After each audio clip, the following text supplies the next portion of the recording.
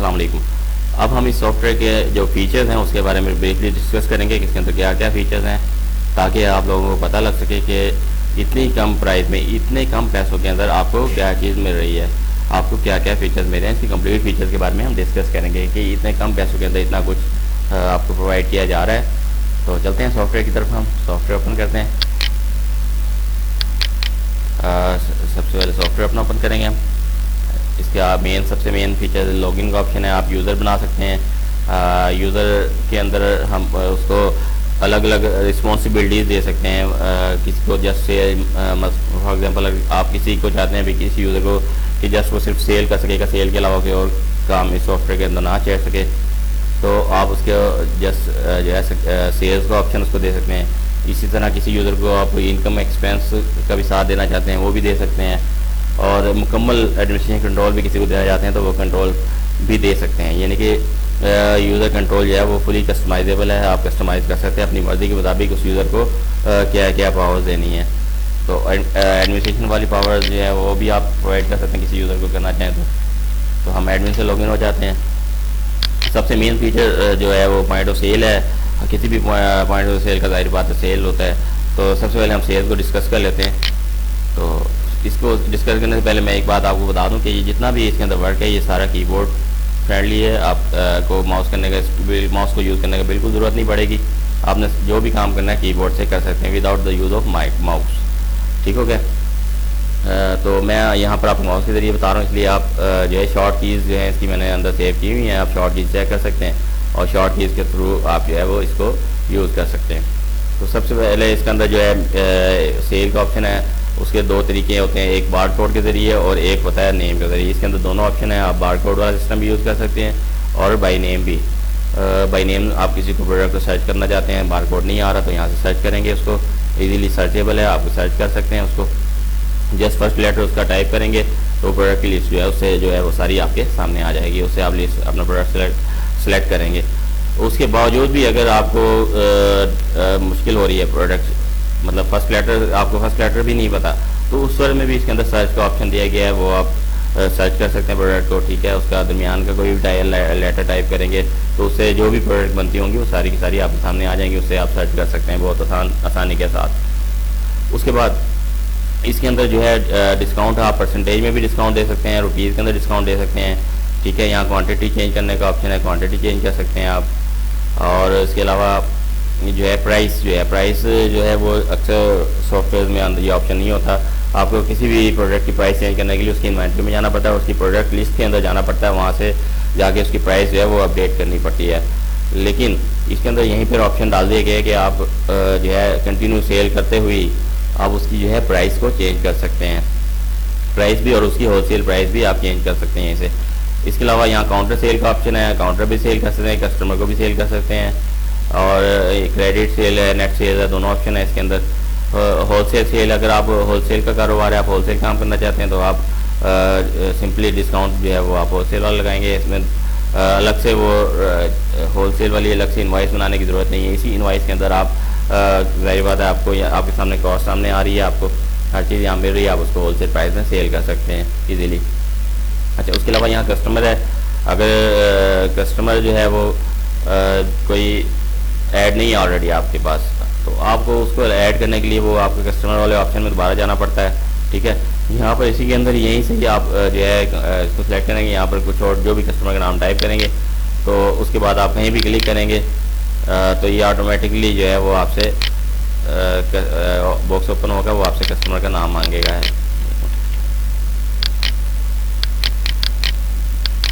ये देखें, कहीं भी क्लिक करेंगे आप, वो आपका ये बॉक्स ओपन हो जाएगा, यहाँ पर कस्टमर नाम इंटर करेंगे और आप उसको ऐड कर देंगे।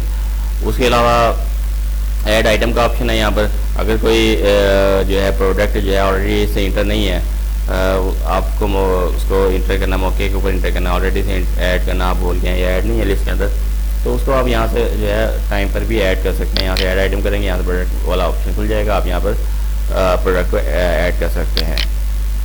अच्छा, उसके अलावा ये साइड पे हम फीचर आ जाते हैं। यहाँ पर देखें इनवॉइस नंबर शो कर रहा है, ये यहाँ पर जो है ब्लैक कलर में आपको नज़र आ रहे होंगे। ये वाली जो अमाउंट है ना, ये इसके साथ कोई हेडिंग नहीं दी गई। क्यों नहीं दी गई? क्योंकि ये जो है आपको उसकी कॉस्ट बताएगी। कॉस्ट के लिए यहाँ पर इसकी हेडिंग नहीं देगी, क्योंकि अक्सर स्क्रीन जो है वो कस्टमर्स के सामने होती हैं, तो इसलिए इसकी हेडिंग नहीं देगी। ये जस्ट आपको पता होना चाहिए कि ये इसकी कॉस्ट है। और यहाँ पर ये ऊपर अमाउंट नजर आएगी, यहाँ पर ये इसका आपका प्रॉफिट है, टोटल प्रॉफिट जो इनवाइस के ऊपर होगा वो आपको प्रॉफिट यहाँ पर शो हो रहा होगा। उसके बाद ये नंबर ऑफ आइटम्स हैं, या डेट है, क्वांटिटी है, टोटल वैल्यू, टोटल ये सब कुछ लिखा हुआ है। हेडिंग की ज़रूरत नहीं है, इसको हम बंद कर देते हैं। इनवाइस मैनेजमेंट में आ जाते हैं। यहाँ पर इनवाइस है, कोई भी इनवाइस आप सर्च कर सकते हैं। इनवाइस किसी भी इनवाइस को दोबारा से प्रिंट कर सकते हैं। आप थर्मल प्रिंटर पे भी प्रिंट कर सकते हैं और A4 प्रिंटर पे भी प्रिंट कर सकते हैं उसको। उसके अलावा जो है उसकी इनवाइस के अंदर जो जो प्रोडक्ट सेल किए उसकी डिटेल जो है वो यहाँ से आप उसकी डिटेल भी चेक कर सकते हैं।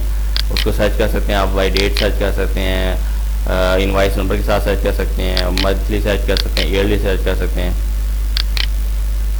उसके बाद इन्वेंट्री है, यहाँ पर हम इन्वेंट्री ऐड कर सकते हैं अपनी प्रोडक्ट, ठीक है, ऐड कर सकते हैं उसको। उसका बारकोड प्रिंट कर सकते हैं, डिलीट कर सकते हैं। डिलीट करने के अंदर इसके अंदर फीचर ये भी है कि उसको जब डिलीट करेंगे वो ट्रैश बिन में जाएगी, मुकम्मल डिलीट नहीं होगी, ट्रैश बिन में चली जाएगी। उसको आप रिस्टोर कर सकते हैं, कभी भी किसी भी टाइम आप उसको दोबारा से रिस्टोर कर सकते हैं उसके बाद ये इसकी लिस्ट को पूरे की लिस्ट को प्रिंट भी कर सकते हैं आप।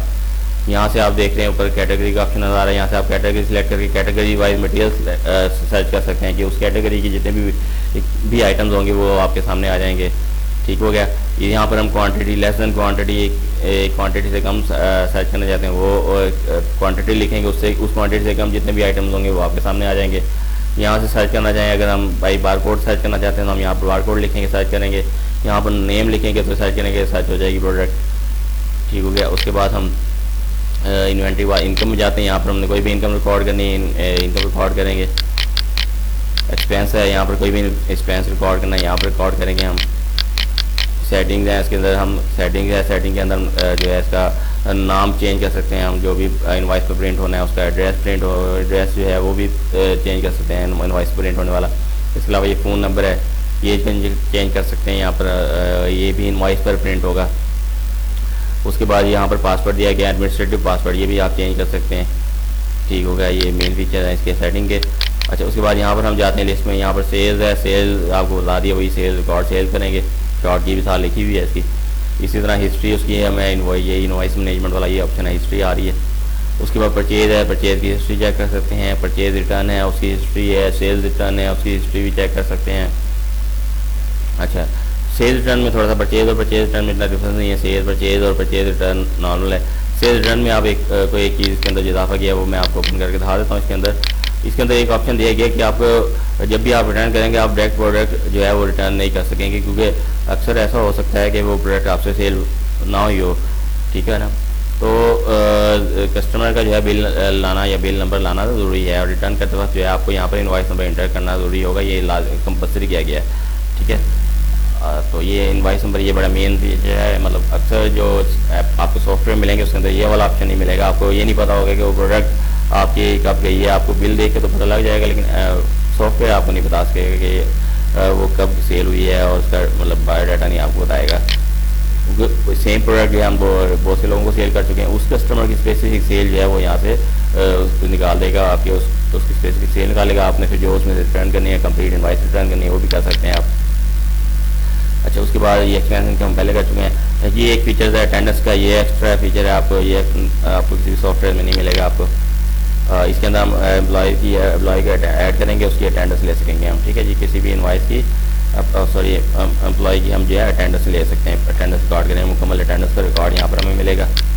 उसके बाद डिमांड रजिस्टर है, ये भी आपको बहुत कम सॉफ्टवेयर में मिलेगा, मेरे ख्याल से शायद कहीं भी ना मिले आपको। डिमांड रजिस्टर आप जो है वो कोई भी प्रोडक्ट आपकी डिमांड बन गई, आपको पट्टियों में नोट करने की जरूरत नहीं है, इस सॉफ्टवेयर में आप नोट करें अपनी डिमांड। उसके बाद जो है सप्लायर का नेम सेलेक्ट करें यहाँ से, और उसके बाद यहाँ पर उसकी प्रोडक्ट की डिटेल लिखें, यहाँ पर उसकी कितनी क्वांटिटी और इंटर कर दें।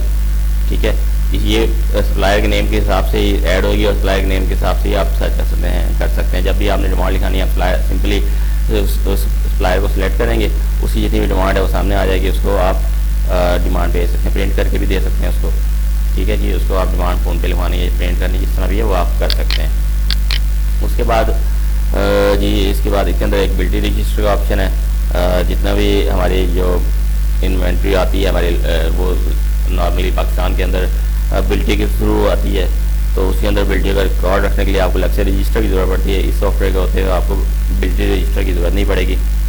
गेट पास का ऑप्शन है, इसके अंदर आप गेट पास जो है वो मुकम्मल डिटेल के साथ, मुकम्मल प्रोडक्ट डिटेल के साथ जो है वो गेट पास का ऑप्शन है, प्रिंट भी कर सकते हैं, उसको एंटर भी कर सकते हैं यहाँ पर।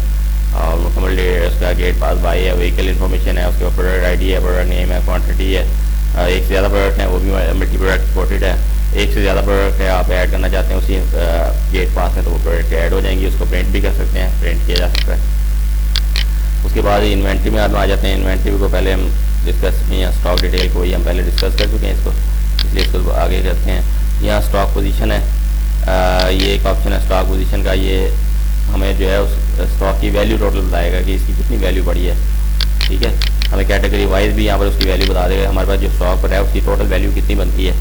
कैटेगरी वाइज भी एक कैटेगरी की कितनी वैल्यू बढ़ी है, जो टोटल स्टॉक की वैल्यू बताएगा यहाँ पर। उसके बाद ऐड न्यू प्रोडक्ट है, यहाँ से हम प्रोडक्ट न्यू ऐड करना है, यहाँ से हम लिख करेंगे ऐड प्रोडक्ट आ जाएगा, यहाँ पर प्रोडक्ट ऐड करेंगे। प्रोडक्ट ऐड के अंदर भी फीचर डिस्कस कर लेते हैं। कैटेगरी वाइज ऐड करेंगे हम यहाँ पर, ठीक है। ये क्वांटिटी होगी, यहाँ सेल प्राइस, यहाँ सेल डिस्काउंट परसेंटेज। ये बहुत सी प्रोडक्ट्स का जो है वो डिस्काउंट जो है वो फिक्स होता है, ठीक हो गए। तो परसेंटेज के साथ फिक्स होता है कि इतना % डिस्काउंट प्रोडक्ट में हर हाल में देना ही है, ठीक है। वो आप जब फिक्स डिस्काउंट जब आ जाएगा तो वो यहाँ पर आप एंटर करेंगे 10%, 20%, जितना भी फिक्स डिस्काउंट होगा वो आप यहाँ एंटर करेंगे। इस तरह उसका परचेज डिस्काउंट में अगर फिक्स परचेज डिस्काउंट है वो यहाँ इंटर करेंगे उस प्रोडक्ट का। वो उसी प्रोडक्ट का सेल डिस्काउंट भी और परचेज डिस्काउंट भी वो फिक्स होता है, परसेंटेज के अंदर भी इतने % पे हमें आनी है और इतने % पे हमने सेल करनी है, ठीक हो गया। तो वो हम यहाँ से उसको सेव कर सकते हैं। तो वो जब भी हम उसकी सेल या परचेज करेंगे तो हमें दोबारा से वो इंटर करने की जरूरत नहीं, ऑटोमेटिकली ये वो परसेंटेज उठाएगा और उतना डिस्काउंट करके उसकी प्राइस निकालेगा। उसके बाद जो है मिनिमम क्वांटिटी ऑप्शन है, इसके अंदर भी हमने रीऑर्डर क्वांटिटी या मिनिमम क्वांटिटी हम यहाँ पे लिखेंगे। जितनी भी रीऑर्डर क्वांटिटी होगी इस क्वांटिटी की रीऑर्डर होगी। ये आपको जो है वो प्रोडक्ट जो रीऑर्डर वाले होंगे, मिनिमम क्वांटिटी वाले होंगे, वो आप फिल्टर कर सकते हैं अलग से बाद में। उसके बाद एक और फीचर है इसके अंदर एक्सपायरी वाला। हम मेडिकल स्टोर है या उसके अलावा वैसी और भी कई शॉप्स होती हैं, यहाँ पर एक्सपायर वाला जो है ऑप्शन की ज़रूरत होती है। तो यहाँ पर जो है जब हम प्रोडक्ट ऐड करेंगे तो हमसे पूछेगा एक्सपायरी डेट भी इंटर करनी है कि नहीं इंटर, तो उसमें आप एक्सपायरी डेट इंटर करेंगे तो वो आपकी एक्सपायर वाला जो है एक्सपायरी डेट भी साथ साथ आपको बताएगा प्रोडक्ट की। अच्छा, उसके बाद यहाँ पर हम किसी प्रोडक्ट को एडिट कर सकते हैं। एडिट करने के लिए उसी तरह ही है, यहाँ से जो है प्रोडक्ट हम सेलेक्ट करेंगे सबसे पहले, और उसके बाद सारा डेटा उसके सामने हमारे सामने उसका जो पहले सेव होगा सामने आ जाएगा। उसके अंदर जो भी चेंजिंग हमने करनी है वो हम उसके अंदर कर सकते हैं। उसके बाद यहाँ कस्टमर है, कस्टमर के अंदर यहाँ पर कस्टमर डिटेल सारी आ जाएगी। कस्टमर को सर्च करना है, कस्टमर के आईडी सर्च कर सकते हैं, उसको नेम से सर्च कर सकते हैं। विद बैलेंस है तो मतलब विद बैलेंस बताएगा, वो कस्टमर जिनका बैलेंस बकाया है, पेंडिंग का बैलेंस, वो सारा बैलेंस बताएगा आपको। और उसके बाद डेबिट लिमिट में वो कस्टमर आ जाएंगे जिनकी जो है डेबिट लिमिट क्रॉस कर चुकी है। आपने एक कस्टमर की डेबिट लिमिट कस्टमर ऐड करते हुए सेट करेंगे, उसकी लिमिट जो है वो डेबिट लिमिट इतनी है, उससे ज़्यादा क्रेडिट आपने उसको नहीं देना। तो वो जो है जो उस लिस्ट के अंदर जब उसकी लिमिट क्रॉस हो जाएगी तो वो इस लिस्ट में आ जाएगा। आपको इसको प्रिंट भी कर सकते हैं हम, हो गए। उसके बाद न्यू कस्टमर ऐड कर सकते हैं यहाँ से। उसके बाद यहाँ से रिसीव पेमेंट है, वो कस्टमर पेमेंट दे रहा है तो यहाँ से रिसीव पेमेंट का आप चाहेंगे, कस्टमर सेलेक्ट करेंगे, डिटेल लिखेंगे, अमाउंट लिखेंगे और एंटर कर देंगे, पेमेंट रिसीव हो जाएगी। कस्टमर का रिकॉर्ड है, उसकी रिकॉर्ड आ जाएगा टोटल, और जो है उसकी इनवॉइस का रिकॉर्ड, जितनी भी यहाँ सारी इनवॉइसेस आ जाएंगी, जितनी भी इनवॉइस उस कस्टमर के नाम बनी है। और फी पर इनवॉइस जो है उसकी डिटेल चेक करनी है तो यहाँ से हम क्लिक करके उस इनवॉइस की डिटेल भी यहाँ से चेक कर सकते हैं। मुकम्मल आपको ईच एंड एवरीथिंग का रिकॉर्ड जो है इस सॉफ्टवेयर में आपको मिलेगा। उसके बाद अपडेट कस्टमर है, आप कस्टमर को अपडेट कर सकते हैं इसे। सप्लायर के सेम कस्टमर सप्लायर का सेम तरीकेकार है, इसलिए इसको दोबारा डिस्कस करना ज़रूरी नहीं है, टाइम बचाएं। उसके बाद स्टाफ ऑपरेटर है, यहाँ वही आगे जो आपको बताया था स्टाफ पे भी यहाँ पर आप एम्प्लॉय आप ऐड कर सकते हैं। उसको यहाँ पर 3 ऑप्शन दिए गए हैं उसको। एक उसको हम सेल भी और इनकम और एक्सपेंस की इजाज़त देना चाहते हैं तो यहाँ पर हम चेक बॉक्स कर देंगे, ये यहाँ से कर देता हूँ मैं आपको। उसको एडमिन, अगर एडमिन कंट्रोल करने की उसको देने ऑप्शन तो हम यहाँ पर क्लिक कर देंगे। उसको सिर्फ सेटिंग का देना है, उसको सिर्फ सेल का अलाउ देना है, जिनके सिर्फ सेल कर सके उसको जो भी है, यानी कि यहाँ पर सेल है ना, यहाँ पर हाँ जी, यहाँ पर सेल करेंगे तो सेल के ऊपर क्लिक करेंगे तो सिर्फ वो कस्टमर सेल कर सकेगा, सेल के अलावा कोई और काम नहीं कर सकेगा। यहाँ पर एडिट का ऑप्शन भी है, इसको डिलीट भी कर सकते हैं, फिनिश कर देते हैं यहाँ से। अच्छा, उसके बाद हम ये स्टाफ ऑपरेटर के बाद स्टाफ ये अटेंडेंस दोबारा आ गया। हाँ सॉरी, ये अटेंडेंस अकाउंट क्रिएट करना है उसका, स्टाफ का यहाँ एम्प्लॉई का नेम लिखेंगे, यहाँ क्रिएट करेंगे। ये स्टाफ अटेंडेंस अकाउंट है। ये जो अटेंडेंस अकाउंट यहाँ पर चांद एक रजिस्टर है जिनका जो है ना हिसाब का सॉफ्टवेयर का अलग से कोई ताल्लुक नहीं है। इसका ये अलग से एक रजिस्टर टाइप जैसे जस्ट रजिस्टर टाइप बनाए हुए हैं, जैसे अटेंडेंस रजिस्टर है, डिमांड रजिस्टर है, बिल्टी रजिस्टर है, गेट पास है। इन चारों का जो है वो इस पॉइंट ऑफ सेल के साथ कैलकुलेशन के अंदर कोई ताल्लुक नहीं है। ये इनके अकाउंट्स भी अलग हैं, इनका सब कुछ अलग से आपने जो है जस्ट लाइक रजिस्टर आप अलग से रजिस्टर एक बना रहे हैं इसके अंदर, इनके पॉइंट ऑफ सेल के साथ अलग से ताल्लुक नहीं है इसका। तो यहाँ पर जो अटेंडेंस का अकाउंट है अलग से क्रिएट करेंगे, और स्टाफ अकाउंट हमारा अलग से क्रिएट होगा, यहाँ अटेंडेंस अकाउंट उनका जो है वो अलग से क्रिएट करेंगे हम यहाँ पर। अच्छा, उसके बाद अकाउंट है अलग से रखने का एक और मकसद भी है, आपने एक और बात बता दूँ, अलग से रखने का एक और मकसद भी है। ऑपरेटर के अंदर हम वो स्टाफ डालते हैं जो जिनको हमने सॉफ्टवेयर को यूज़ करने का वो देना है, यानी कि कंप्यूटर ऑपरेटर वाले स्टाफ एंटर होगा यहाँ पर। जबकि ये वाला स्टाफ में हमारा वो सारा स्टाफ आ जाएगा, इसलिए यहाँ पर कंप्यूटर ऑपरेटर वाले स्टाफ की ज़रूरत नहीं है, अलग से स्टाफ है अटेंडेंस, ठीक है। यहाँ पर इसमें दोबारा से ऐड करना है आपने। उसके बाद क्रिएट अकाउंट, यहाँ पर कोई भी अकाउंट क्रिएट करना तो यहाँ से क्रिएट करेंगे हम। फॉर एग्जांपल आपने कोई एक्सपेंस का अकाउंट क्रिएट करना है, यहाँ एक्सपेंस सेलेक्ट करेंगे, ये आपके सामने ये कैटेगरी शो हो जाएगी, यहाँ उसका नेम लिखेंगे, यहाँ उसकी कैटेगरी सेलेक्ट करेंगे, तो वो कैटेगरी में उस कैटेगरी का वो एक्सपेंस ऐड हो जाएगा। इस तरह इनकम भी ऐड हो जाएगी उसी। और उसके बाद अकाउंट के बाद कैटेगरी में नेम जाएंगे, हम कोई कैटेगरी ऐड करना चाहते हैं, यहाँ पर ऐड पे क्लिक करेंगे, यहाँ लिखेंगे कैटेगरी का नेम, उसको ऐड कर देंगे, ऐड हो जाएगी। उसकी लिस्ट में जाएंगे, लिस्ट भी आ जाएगी। यहाँ पर उसको हम डिलीट करना चाहें डिलीट भी किया जा सकता है, कोई भी लिस्ट है आप उसको डिलीट करना चाहें जब मर्जी डिलीट किसी भी कैटेगरी को कर सकते हैं। उसके बाद अकाउंट के बाद हम स्टेटमेंट्स में जाते हैं। स्टेटमेंट में हम ये सबसे पहले स्टेटमेंट हमारी जो है कैश की स्टेटमेंट है। इसमें कैश का लेन देन जितना भी होगा जितना भी कैश ट्रांजेक्शन जितनी भी है वो यहाँ पर आएंगी, यहाँ पर आपको शो करेगा कैश ट्रांजेक्शन। उसको आप फिर सर्च कर सकते हैं, today, this month, this year, यानी कि आज की होगी, इस महीने की होगी, इस साल की, पूरे साल की बताएगा। किसी और डेट की सिलेक्ट करनी है आपने वो कर सकते हैं, आप किसी डेट के दरमियान में करना चाहें वो कर सकते हैं, आप किसी मंथ की कर सकते हैं, किसी स्पेसिफिक ईयर की कर सकते हैं। और यहाँ से हम जो है किसी कैटेगरी का कैश जो है वो यहाँ से हम कर सकते हैं, किसी भी स्पेसिफिक कैटेगरी का कैश जो है वो अलग से चेक करना चाहें तो वो यहाँ से हम कर सकते हैं। उसके बाद कैश के बाद ये हिस्ट्री तो ये वही वाली हिस्ट्री है जो वहाँ पर भी ऐड कर दी गई हैं, दोबारा ऐड की गई स्टेटमेंट से रिलेटेड ताल्लुक है इनका, इसमें सारी स्टेटमेंट्स है तो यहाँ पर दोबारा से इंटर कर दी गई हैं। उसके बाद ये डेली रजिस्टर, इस डेली रजिस्टर के अंदर जो है वो आपको कैश से अलावा भी यानी कि ट्रांजेक्शन जितनी भी हैं, चाहे कैश ट्रांजेक्शन है या कैश के अलावा कोई ट्रांजेक्शन है, वो सारी यहाँ पर हम इंटर कर सकते हैं। फॉर एग्जाम्पल आप कोई सेल करते हैं क्रेडिट के ऊपर या परचेज क्रेडिट के ऊपर करते हैं, आपने पेमेंट नहीं की, ठीक है, वो कैश के अंदर नहीं जाएगी, लेकिन यहाँ पर डेली रजिस्टर में आपकी लाजमी आएगी। डेली रजिस्टर में हर ट्रांजेक्शन का रिकॉर्ड कंप्लीट आएगा यहाँ पर। अदरवाइज डेली रजिस्टर और कैश रजिस्टर सेम है। कैश और डेली रजिस्टर में ये डिफरेंस है कि डेली रजिस्टर के अंदर वो एंट्रीज भी आएंगी जिनका कैश के साथ कोई ताल्लुक नहीं है। उसके बाद डेट वाइज इनकम है, यहाँ पर हम अपने इनकम को कैलकुलेट कर सकते हैं, today, this month, this year, ठीक हो गया। यहाँ हम इनकम कैलकुलेट कर सकते हैं, अपनी प्रिंट ले सकते हैं उसका, किसी डेट की स्पेसिफिक डेट की, किसी दो डेट के दरमियान की, मंथली, ईयरली, ये हम इनकम सर्च कर सकते हैं। इसमें हमें वो इनकम उसमें कॉस्ट ऑफ सेल माइनस करके प्लस जो ये इनकम एक्सपेंस हुई होंगी यहाँ से वो ऐड करेगा, यहाँ पर शो भी करेगा अलग से। ये यहाँ पर आपको सेल्स आएंगी, यहाँ पर सेल्स रिटर्न शो करेगा, यहाँ पर इनकम और यहाँ पर एक्सपेंस ये अलग से रिकॉर्ड भी शो करेगा, आप चेक भी कर सकेंगे और उसका कैलकुलेशन भी करके यहाँ पर आपको टोटल प्रॉफिट भी बताएगा उसका। और फिर इसको हम प्रिंट भी कर सकते हैं कि टोटल सेल्स कितनी है, टोटल कॉस्ट कितनी है, उसकी एक्सपेंस कितना, इनकम कितना और प्रॉफिट कितना, वो सारा जो है यहाँ पर कैलकुलेट करके प्रिंट कर देगा। उसके बाद नेक्स्ट है g income report, sorry expense report है।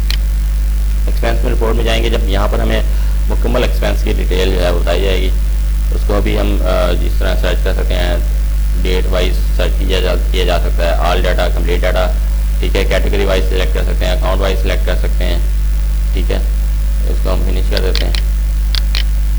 इसी तरह हम जाते हैं यहाँ से इनकम रिपोर्ट, यहाँ यहाँ पर इनकम प्रूफ भी सेम टू सेम वही एक्सपेंस वाला है, तो इसलिए इसको दोबारा बनाने टाइम में जाएँ। स्टॉक फ्लो, इसमें हमें मुकम्मल स्टॉक का जो है ना वो बताएगा कि कितना स्टॉक जो है वो हमें हमारा ओपनिंग स्टॉक था, कितना आया कितना गया, मुकम्मल डिटेल उसका बताएगा। और अवेलेबल क्वांटिटी उसकी आप हमें वो यहाँ पर बताएगा। सेल्स कितनी है, टोटल परचेज कितनी है, सेल्स कितनी है, परचेज रिटर्न, सेल्स रिटर्न, ठीक है, और उसकी अवेलेबल क्वांटिटी वो कंप्लीट उसका बताएगा स्टॉक की। और यहाँ से बाई मटेरियल नेम भी सर्च करना चाहें तो वो सर्च कर सकते हैं। इनवॉइस नंबर के साथ सर्च करना चाहें, इनवॉइस नंबर के साथ सर्च कर सकते हैं हम, ठीक है। बार कोड से हम सर्च करना चाहें तो बार कोड से भी सर्च कर सकते हैं उस प्रोडक्ट को।